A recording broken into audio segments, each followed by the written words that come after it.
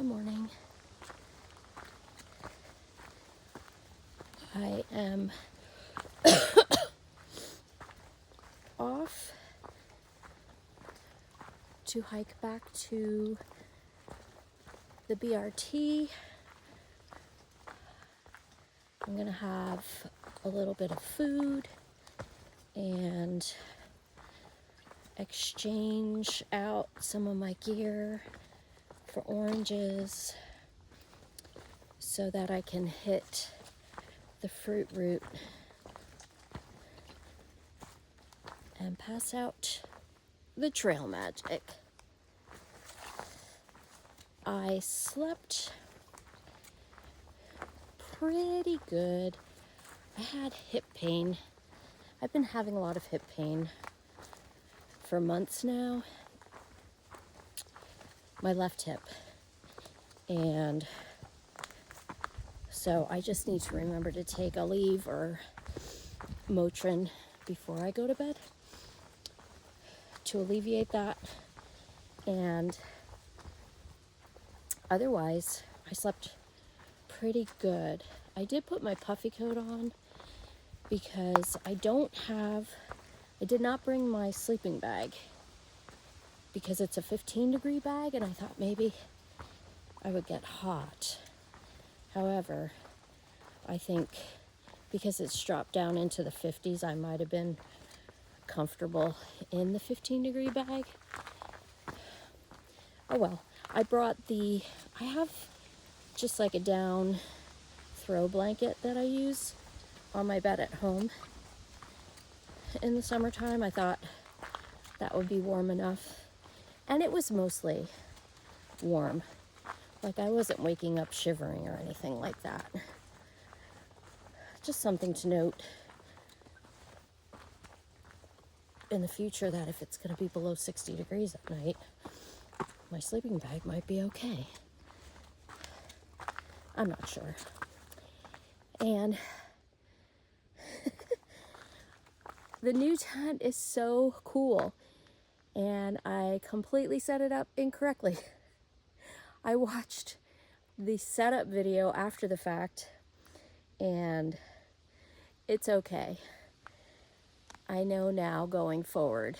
And I should have watched that video because there's a bunch of different ways that, well, I think I said it. There's several ways you can pitch the tent. And you can pitch it without the rain fly. It's just a little tricky. So, yeah, I'm really happy that I got this tent. It's just way more spacious. So it's all connected now, and I put it away all connected. The only other thing I did was exchange the stuff sack, the Durston stuff sack, I have a hyper light mountain gear stuff sack that's a little bit bigger, so it'll hold the tent and the stakes. Oh, and speaking of stakes, in order to get it to pitch really well, you do need 6 stakes. 4 for the corners and 2 for the doors. All right, that's all. Headed to the truck. Back later.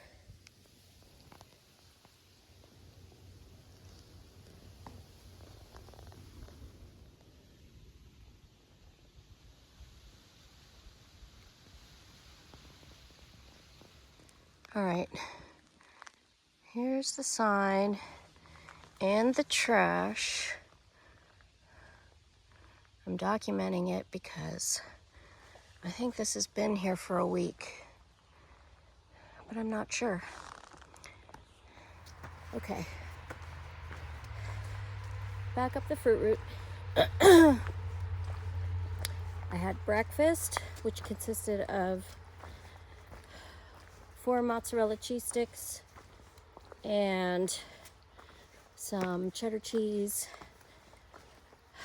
Cheez-It grooves, and a package of Spam. And then I drove over to Blue Mountain Ski Resort because there's a pub over there that you can get food at. It's open all year round. The hours are noon to 4 for food, but then happy hours from 4 to 6, so they probably have food too. But what's nice about it is there are restrooms, water, and vending machines for beverages, and that's a nice treat. It is a bit of a trek off the trail though. That's the only downside. But hey, I never think that that's a bad thing when I'm out hiking. So now I have that info. Also, I didn't take much out of my pack. I just pulled out the stuff from the back pocket, a lot of the stuff, and all my outside pockets now are loaded with the oranges. And I left the water bottles and the trash can at the road crossing.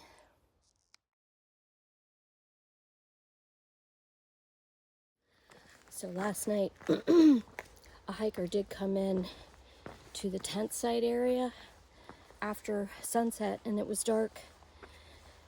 And so I didn't say anything. Well, I just met her, trail named Blessings, and she took an orange and the information about water being at the road crossing, the water that I put there, and the trash. Yeah, she's doing a flip-flop. Started in Damascus and is 800 miles in. And then after she gets to Maine, we'll go back to Damascus and finish, or go to Georgia and finish near Damascus because she's from Tennessee. Something like that. So the trail used to go that way, but I just discovered the other day it now goes this way. This is a new piece of trail. I don't know if this was here last year. Maybe it was and I just never noticed it. But it's definitely new. It is.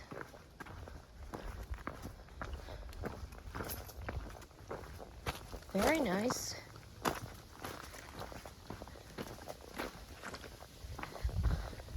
No doubt the work of the trail crew that I've volunteered with on a couple of occasions.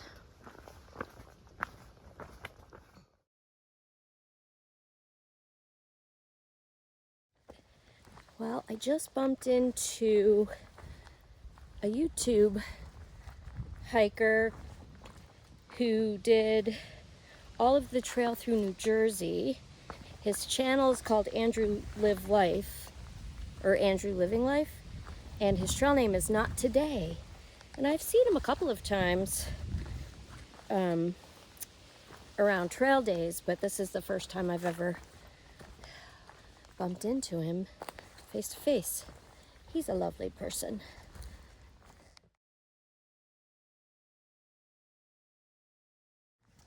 Okay, I just met another hiker. Not a chance. I like his trail name. And he took an orange. There's something really bright on the ridge line out there. I wonder what it is. It's a reflection of something. Well, I just met another thru hiker called Last Call, and he didn't want any trail magic.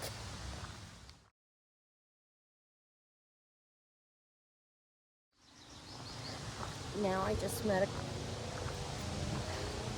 a couple of flip-floppers and their cute little dog Nova, and they started in Duncannon, so they don't have trail names yet. I think it was Noah and Ellie. gosh, I'm bad with names. I also met the people that own and operate the Lookout Hostel over on Route 309. Yard Sale and Glenn and their little girl, whose trail name is Rockhopper, and they were out doing a day hike, and because they're going to start doing sections together, and actually Yard Sale has 1,000 miles of the trail section hiked, so that was cool. I just missed my turnaround point, which is the old AT that cuts over to the forest road. What was it again? Isabella and Debbie.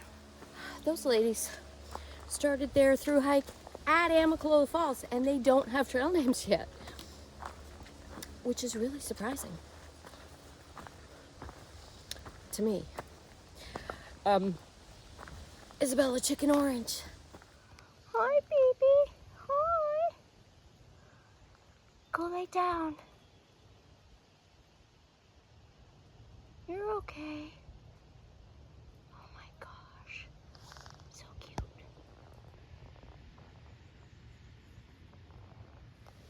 So last week, or not last week, Wednesday was the day that I noticed these new blazes.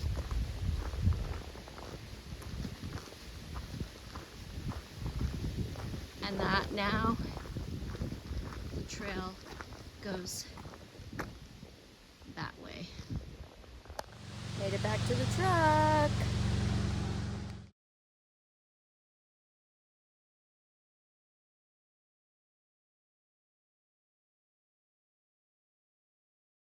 All right, I have collected the leftover water and the trash. I met one other thru hiker, trail named Bahama Mama. And I was just chatting with the people that own the hostel again. Oh, what's the Lookout Hostel off of 309. Really, really nice people. It's been a fun day. Now I'm gonna go home, shower, and eat. I'm hungry. See you next time. Well, I just got in the truck and then noticed this under my windshield wiper. And it's a note from the first thru hiker I met this morning, trail named Blessings. It's a thank you note with a $10 bill. I got trail magicked by another thru hiker. That was so sweet.